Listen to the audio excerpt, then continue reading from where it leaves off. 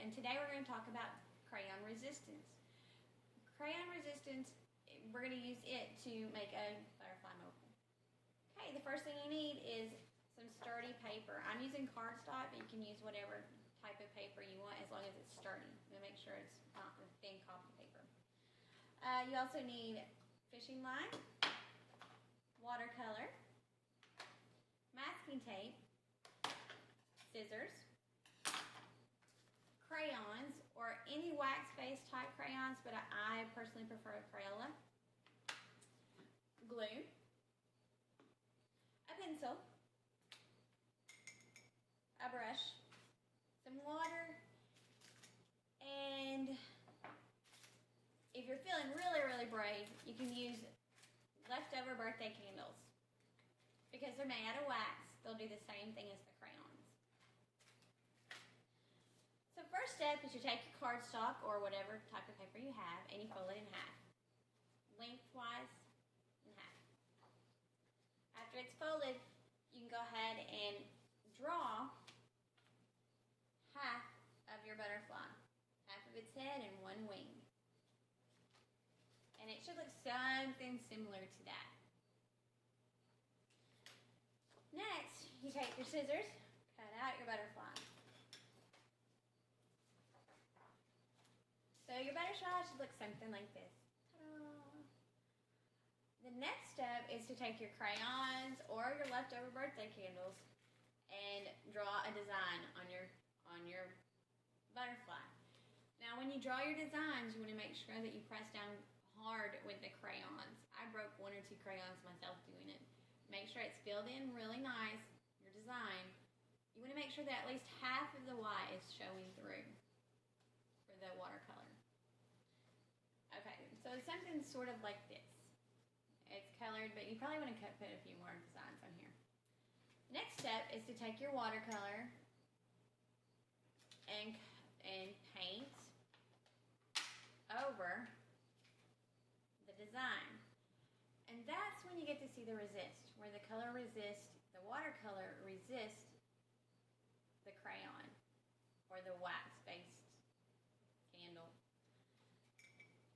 And after you've done that, you're going to sit there and you're going to let it dry. And then you'll have a beautiful butterfly, something like this.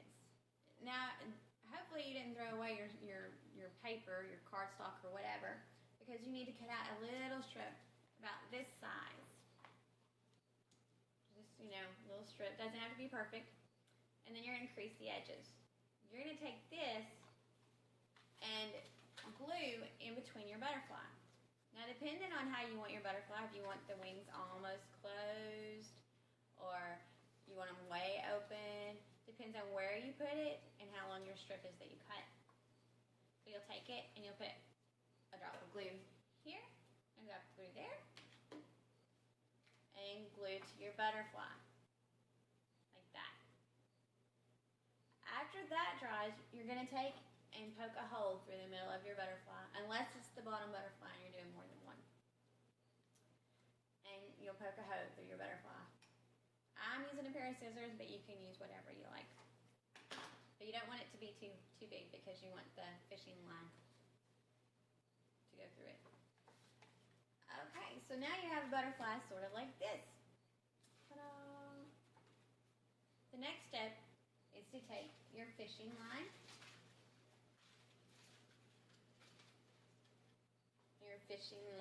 you didn't see those, and run through your butterfly, unless it's your bottom butterfly. If your bottom butterfly, you don't have to poke a hole in it.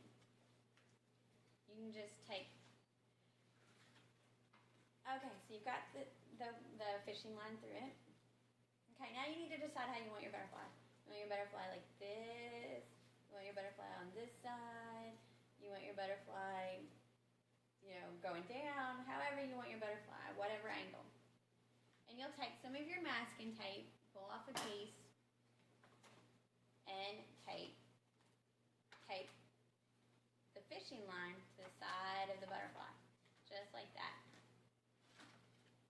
And ta-da! You have a beautiful, beautiful, beautiful butterfly mobile.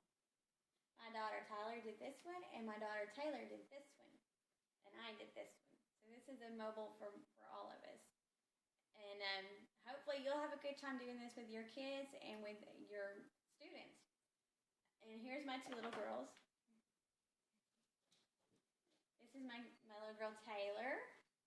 And this is my little girl Tyler. And we had a lot of fun doing it, and I hope you do too.